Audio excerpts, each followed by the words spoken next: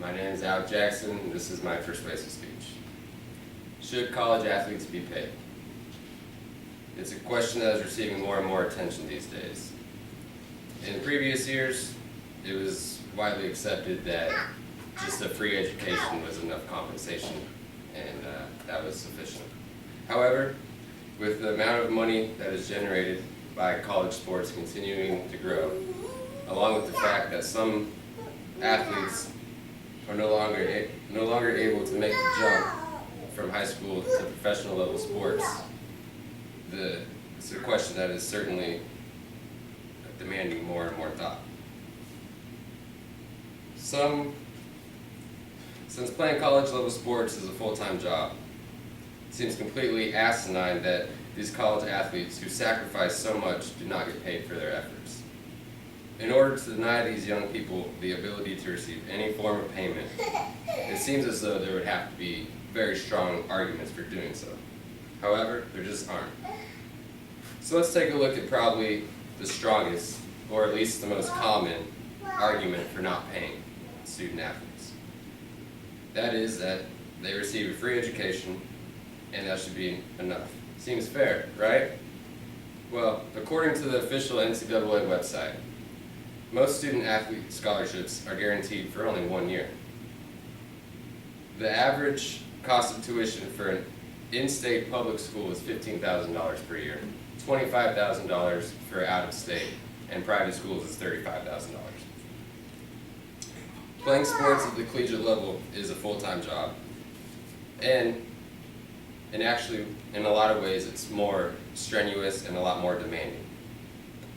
Couple that with the fact that you have to attend classes full-time. You're essentially working 2 full-time jobs as a student athlete and barely making enough money to survive. I mean, sometimes less than $15,000 a year. Not to mention, if a player is injured and no longer able to play for the team, they lose their scholarship and are virtually left with nothing. According to an article by Dave Curtis for the Orlando Sentinel, the University of Florida made $1.4 million from 2006 to 2007 off its equipment contract alone. Included in these contracts is a deal with Nike.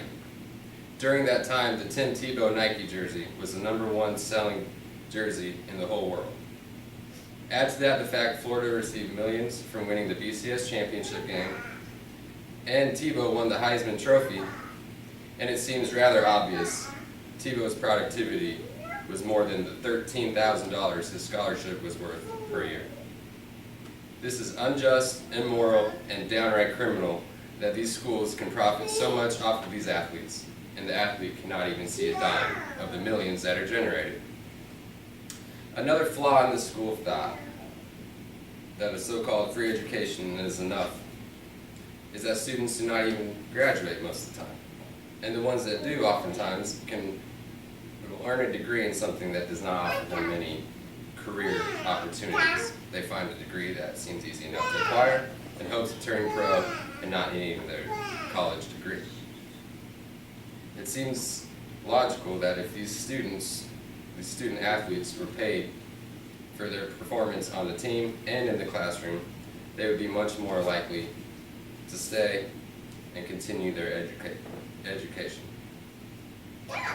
Now, I'm not implying that they should be paid equal to professional athletes, but there needs to be some common ground.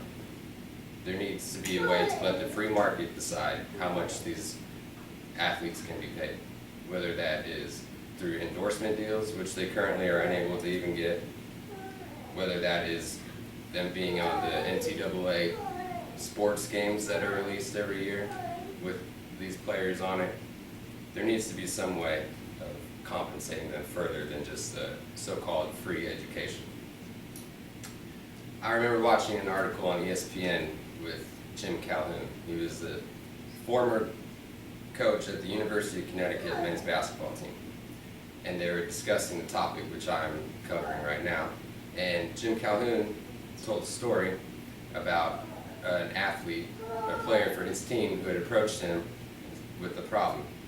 He was having financial issues. He couldn't afford to buy groceries to eat. So Jim Calhoun decided to take him out to lunch. However, being that it was off campus, he had to document the time, place he was leaving with the student to go, keep a receipt, because the NCAA limits how many times a player can be taken out to lunch with his coach. So they're sitting down, they're talking, and the player tells his coach, Mr. Calhoun, how he had been in the bookstore the previous day using his financial aid to buy pencils and whatnot for class when he saw his jersey for sale for $65. He didn't have even $20 in his pocket. And that to me seems wrong, that a player can't afford to buy their own jersey. Speaking of jerseys, another scenario that stands out, or another thing that stands out to me, is I remember in 2010, Ohio State players were suspended for 5 games. That's almost half the season. 5 players were suspended for, you'd think it would be something pretty bad, right? Criminal, perhaps? Well, criminal in the eyes of the NCAA. All they did was sell their own jerseys that they had autographed. They sold their championship rings they'd won the year before, and a couple of the players sold individual trophies. Also, they allegedly received free tattoos from a local tattoo parlor, valued at around $350 each. Those 5 players were suspended for 5 games, and needless to say, that affected their draft stock in the NFL draft the following year. To me, the fact that the majority of these athletes come from minority backgrounds, a lot of them from a poor upbringing, and the fact that many of these coaches, because until recent decades, all coaches were white, and every athletic director at every major college is white. To me, this is borderline slavery. That these athletic directors, coaches, schools can make millions upon millions. There's really no end in sight. Each year, the amount of money they make increases with new TV deals, hats, t-shirts, jerseys, ticket sales. So hopefully, with enough attention from the media and the public, something can be done to find a common ground and help these kids really get an education. Thank you.